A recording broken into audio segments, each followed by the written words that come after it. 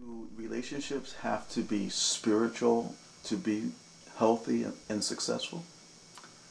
No, because not everybody believes in spirituality, but nonetheless there is more spirituality in relationships than we think. And I'm not talking about religion, I'm talking about being your spiritual self in a relationship means that you are going to do what's for your higher good of you and anybody else that's in the relationship with you. So you would not have any intent of hurting or shaming or blaming or humiliating the other person that's in the relationship with you. If you're not spiritually connected to your partner,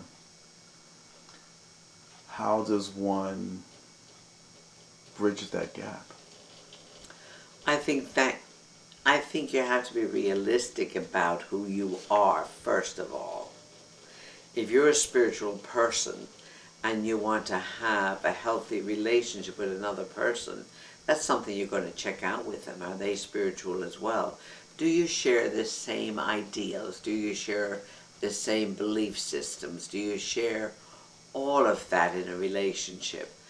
What do you have in common? And what do you have that's not in common that you can compromise on? That's all about sharing. It's about building, and it's about trusting. And being honest with who you are and honest with your partner. Relationships require certain things in order for them to remain healthy. Trust, commitment, conversations, communications, and that's both people learning to talk with each other, not at each other, and allowing room between the relationship for it to flourish. Would a soulmate be considered a spiritual relationship? It could be, but a soulmate is usually someone that comes into your life and forces you to grow. It can be a friendship you've had for quite a while and then the friendship is over with because you've outgrown that person or they've outgrown you. It could be just that you have a meeting with a soul person from another lifetime and it's very short and endured. All relationships are not spouse related or sexually related. Sometimes they're just good friendships. But soulmates do that, and we recognize them right away.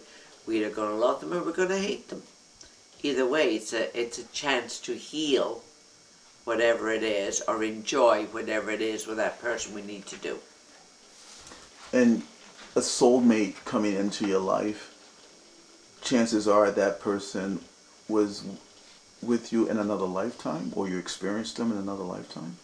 If you find yourself very familiar with another person and they feel like you're their best friend and you're their soulmate, we've romanticized that a great deal. So we have great expectations. We set ourselves up for the disappointment and we rush into it rather than stepping back and saying, oh, let's see where this is going to go.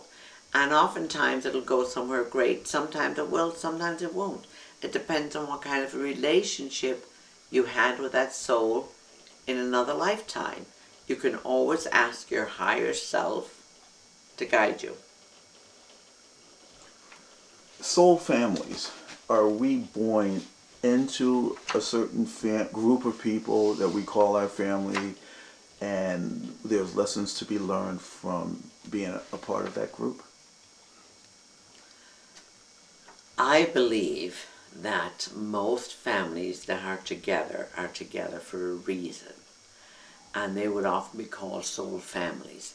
Some of them come back all together so that they can enjoy each other, and we do find families like that. They're very close, they enjoy each other, they're very, very loving, they're very tolerant. And then we have families that come together and they struggle to make everything work, and they're coming in to work out their issues as well. You're either coming to work out your issues or you're coming to celebrate, one or the other. And sometimes souls just randomly comes into a family and don't fit into it at all. and wondering, what am I doing here? Because I have nothing in common with this family. Well, that was random chance that you took with this mother who didn't have a soul waiting to come to this baby, and there you popped in. So that's a whole different subject altogether. But if you find yourself in that position, relax. Be grateful that you were allowed to be in the family. If it didn't work out, just allow. Just allow it to go. You can love them all on a spiritual level. If you don't like them, that's okay. But you don't wish them any ill either. But it was your choice or your soul's choice to enter into that family. It is always a soul's choice to enter into whatever family it comes into. That's a free will choice of every soul.